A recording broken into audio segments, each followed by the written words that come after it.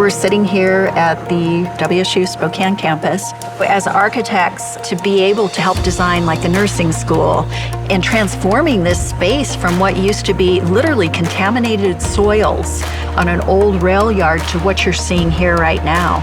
It's pretty spectacular. You are a partner in a very successful landscape architect business. Yeah. You're a woman in a male-dominated industry. How did you succeed?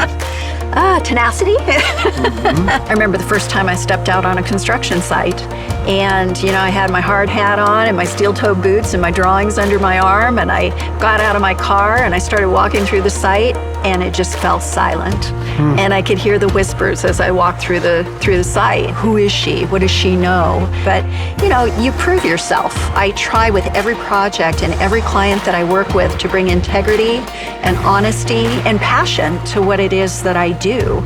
Our industry as well is very male-dominated. I think that's getting it wrong, because half of our clients are female. I don't think we would have as many great answers for our clients if we were just all male within our decision-making. I know that the balance that our professional women bring to the firm makes us a better firm. Period, end of story. You know what I think is really neat is how parallel what you do and what I do is. You have to plan not only in the first year, but you have to plan for 5 to 10 years down the line, right? Yeah, and beyond. So how do you do that? You have to be creative. As I'm putting something in and I'm designing that, I have to think about it within the context of where it's going to be, how big is it going to be, what is it going to look like 4 seasons out of the year. Yeah, I guess there's some analogy there. In your case, you're looking at the bigger template of this space and trying to build the right portfolio of flora. Exactly. And whereas we're trying to build with the right securities. Right. Then every new client that we have is like a blank slate.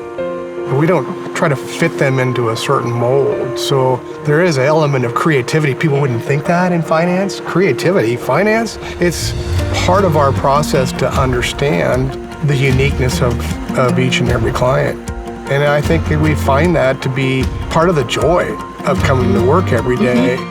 We find that, we have the responsibility of making sure that what it is that we design and we create is going to have longevity to it. We're thinking down the road. We want to see the life of a project, go as long as it can. So maybe what we should do is plan on sitting here 20 years from now and seeing how this beautiful landscape looks then. Absolutely. What do you think? I love it. Let's do it. Let's do it.